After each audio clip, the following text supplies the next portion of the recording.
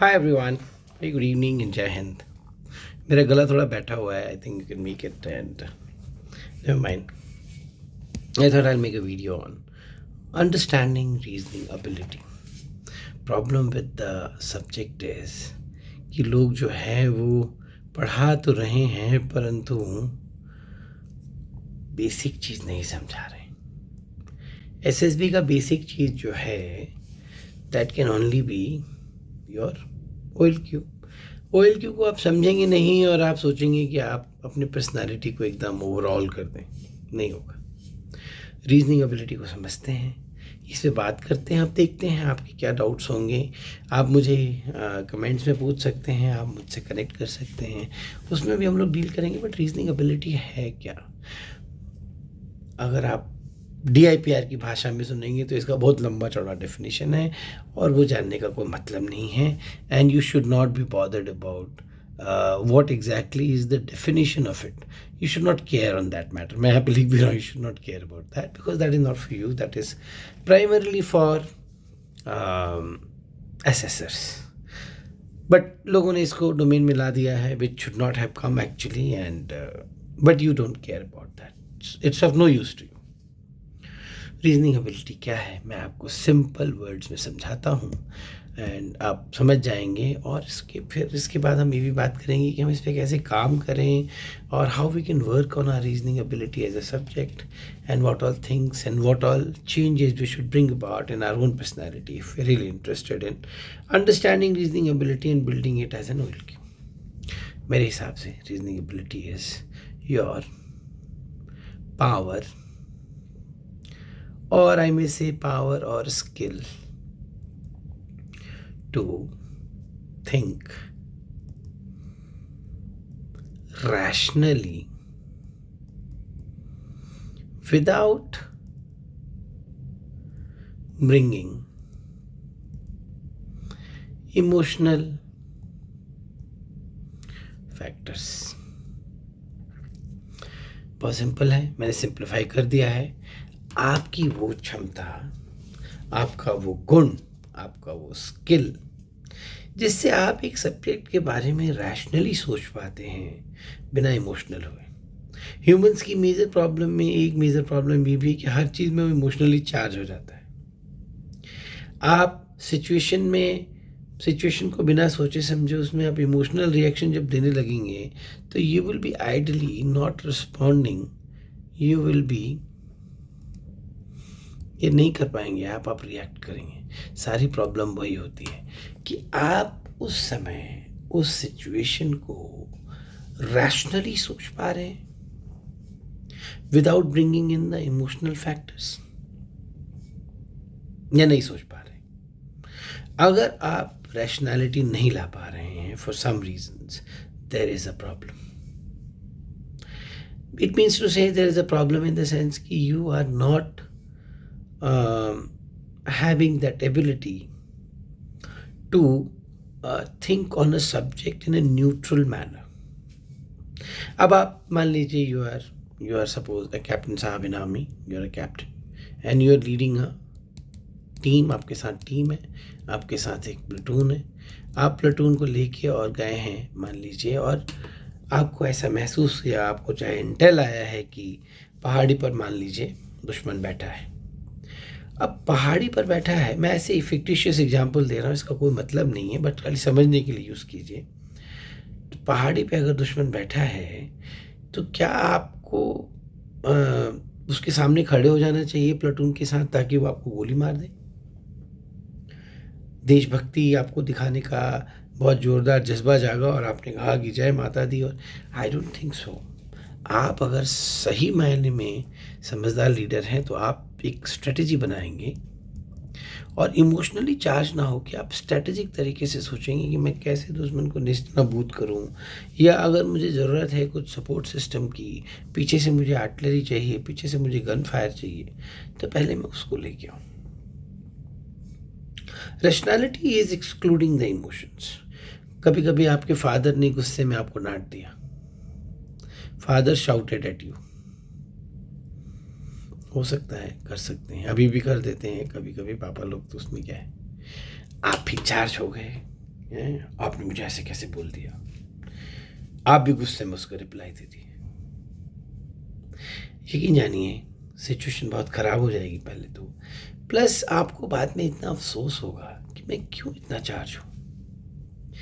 पापा बोल रहे थे, हो सकता है उनको कुछ लगा हो, आप उनसे बाद में जाके बात कर लेते, बोलते कि पापा I really didn't mean it, और what you understood was wrong और राइट और व्हाटएवर। सिचुएशन ख़राब होने के बजाय बहुत अच्छी हो जाती है। आपके फादर को भी लगता है कि हाँ, ये बच्चा जो है ये he respects me, he honoured me, and then he has resolve the matter also. Similarly with a friend, suppose your friend, he is your best friend and he does something, group में आपके साथ कुछ हो गया, या group में 4-5 लोग बैठे थे और उसने ऐसे ही मजाक मजाक में कुछ आपको ऐसा बोल दिया जो आपको अच्छा नहीं लगा, तो अब आप इमोशनली चार्ज होकर बोल सकते हैं कि you are not my friend any more and I don't care and all those things, and it may strain the relationship and it may also but at the same time, if you don't react and if you listen to his side, and though you feel bad but you don't react at that moment, because rationally आप सोच रहे हैं बिना emotional हुए, तो आपको पता है कि मेरा दोस्त है और अगर मैं ऐसे रिएक्ट कर जाऊंगा अभी तो maybe there is no stepping back. ऐसे ही जीवन के कई सारे एग्जाम्पल्स हो सकते हैं जिसमें हम ये डिसाइड कर सकते हैं, देख सकते हैं कि ये बंदा रैशनली सोच रहा है कि नहीं सोच रहा है। But what ever be the case, a good leader, irrespective of whether he is a military leader or a corporate leader or political leader, should be rational. Rational का मतलब है नॉट इमोशनली चार्ज्ड। एक ऐसी मजाक में आपको example दूँ तो यूक्रेन को रशिया ने बोला, यूके ने, यूएस ने बोला कि जा चढ़ जा, गो फाइट वॉर, रशिया से जाके तुम लड़ाई करो, मैं तुम्हारे साथ हूँ। यूक्रेन ने थोड़ा सा तो रैशनैलिटी दिखानी चाहिए थी ना, कि ये तो मुझे चढ़ा दे रहा है चने की झाड़ पे, मैं चढ़ गया, बाद में वो बैकअप नहीं किया तो who is there at loss. Russia जैसे आदमी से कोई पंगा लेता है बिना मतलब में, मतलब country like Russia whose military might is known, Russia is a country which has never been defeated. तो ये भाई साहब जाके इससे भिड़ गए। अगर दिमाग लगाए होते तो समझ जाते कि ये इसको बेवकूफ़ बना रहा है, इसको जाना चाहिए, इसके पास बोलना चाहिए, भैया बताओ कैसे करें, क्या करें, आप जो बोलो वही सही है, तो आज ये हालत नहीं होती। Who is at loss? This person is at loss. जहाँ पे भी आप इरेशनल डिसीजन लेंगे, इरेशनल डिसीजन जहाँ पे भी लेंगे, यू आर एट लॉस। ये फैक्ट है। अब आप ग्रुप में चल रहे हैं, ग्रुप में एक एक्टिविटी हो रहा है, आप मान लीजिए पीजीटी कर रहे हैं, चाहे ग्रुप डिस्कशन कर रहे हैं, अब कोई बेवकूफ़ सा बच्चा उसमें बैठा है, आपके टीम में है, कुछ ऐसा बात बोल दिया, आप भी एकदम चार्ज होकर उसको बोल दिए, वहीं पे आप अपना चांसेस ऑफ रिकमेंडेशन ख़त्म कर दिए।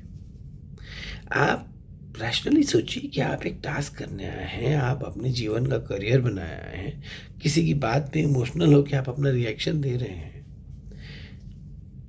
तो ना ही आप अपने चांसेस ख़राब कर रहे हैं, बल्कि आप इररिकवरेबल डैमेज कर रहे हैं। अब आप कैसे अपने आप को समझाइएगा? तो let others do what they want. आप अपनी चिंता कीजिए, आप सोचिए कि मेरे रिएक्शन से मेरे व्यक्तित्व के बारे में क्या दिख रहा है। मेजॉरिटी ऑफ द टाइम यही गलती हो जाती है। अब ग्रुप डिस्कशन हो रहा है, मान लीजिए आप ए हैं और एक बी बंदा है, आप कुछ बोल रहे हैं, बी कुछ बोल रहा है, अब आप इसको पर्सनल ले लिए, मान लीजिए आपको ऐसा लग रहा है कि ये आपकी बात नहीं काट रहा है, he is personally attacking you and accordingly you also do the same thing. तो आपके बहुत सारे ट्रेड्स, खासकर सोशल एडजस्टमेंट वाले, आपकी एडेप्टेबिलिटी वाले, सारे खराब हो जाएंगे एंड आर तो एकदम में डाउन हो जाएगा। What is the logic required? तो रीजनिंग एबिलिटी जो है वो आपकी इस स्किल के ऊपर ज़्यादा बेस्ड है कि आप कितना रैशनली सोच पाते हैं। आप इसके बारे में सोचिएगा, बताइएगा मुझे कि आपकी एबिलिटी कितनी है। इसके बाद हम और वीडियोस बनाएंगे इसके ऊपर कि हम इसको कैसे बिल्डअप कर सकते हैं, इसके क्या क्या फैसेट्स हैं, बहुत सारे फैसेट्स हैं इसके। अपनी क्लास में जब मैं बताता हूँ लड़के तो कहते हैं अरे सर इतना भी हो ये भी बता रहे हैं। हाँ, ये होता है भाई। रीजनिंग एबिलिटी बहुत ही इंपॉर्टेंट फैक्टर है, पर्टिकुलरली फ्रॉम आर्मी पर्सपेक्टिव तो इसको सबसे ऊपर रखा जाता है। आर्मी में ऑफिसर बनने के लिए जो एसएसआर है वो सोचते हैं कि आरए ऊपर होना चाहिए। RA is much important than EI, और एयरफोर्स वाले सोचते हैं कि ईआई इज मोर। खैर ये तो खैर आपके विषय का नहीं है, सब इम्पॉर्टेंट है, सारे ओइल क्यूज इम्पॉर्टेंट है। इसके फैसेट्स के बारे में बात करेंगे अगले वीडियो में, उसमें बहुत कुछ है। उसमें है logic, how to build logic, then एक और इम्पॉर्टेंट फैक्टर आता है इसमें हाउ आपका इंक्विजिटिव एटीट्यूड है कि नहीं है, आप चीज़ों को समझना चाहते हैं, जानना चाहते हैं, या आप हैप्पी गो लकी हैं जैसे जो आया चलेगा। फिर इसका एक बहुत इंपॉर्टेंट फैसेट आता है जिसको हम लोग बोलते हैं एसीपी, मतलब seeing the essentials of a problem. फिर इसका फैसेट्स और आता है लॉजिकल रीजनिंग आता है इसमें, तो उसके बारे में अगले वीडियो में बात करेंगे। और फिर बात ये भी करेंगे रीजनिंग एबिलिटी में कि हम इसको आखिर बिल्डअप कैसे करें। मतलब ठीक है ये होता है, बट हम कैसे बिल्डअप करें, पहले तो हमारी पर्सनैलिटी में है कि नहीं है। तो खैर ये तो मैं अपनी क्लासेस में जब मैं टेस्ट वगैरह लेता हूँ तब समझा सकता हूँ कि हाँ है कि नहीं है। परंतु अगर मान लीजिए आप में नहीं है तो आप इसको कैसे बिल्डअप करें एज अ पर्सन। और एक बार अगर आप समझ जाएंगे कि हाँ मेरे को ऐसे बिल्डअप करना है, और आप अगर काम करेंगे तो बिल्डअप हो भी जाएगा। ज़रूर हो सकता है, हर कुछ हो सकता है, और ये भी होगा। तो दूसरा आपसे रिक्वेस्ट है कि आप मेरे चैनल को प्लीज़ सब्सक्राइब करें, और आपको पता ही है मेरा पुराना चैनल नहीं है अब, तो आपका सपोर्ट चाहिए मुझे, और इसके बारे में बात भी करें, इसको शेयर करें। Your help will be really helpful. तो with this, thank you and let me know, did you understand the basics of it. We will talk more about it, the facets of it, the parts of it and how to build it. बहुत मज़ा आएगा। Thank you and जय हिंद।